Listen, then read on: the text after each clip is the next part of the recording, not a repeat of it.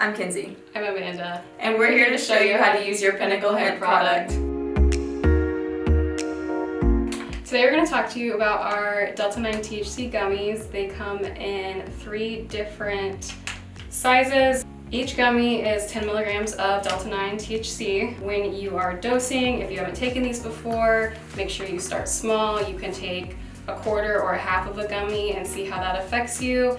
It'll take about 20 to 30 minutes depending on your system to kick in.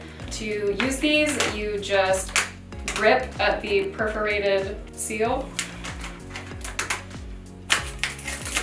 just like that, and then pull apart. It's got a resealable Ziploc on the inside, and then inside will be the amount of gummies that you purchased. Anyways, if you're experienced with Delta 9, then you can take 1. If that doesn't do it for you, next time take 2.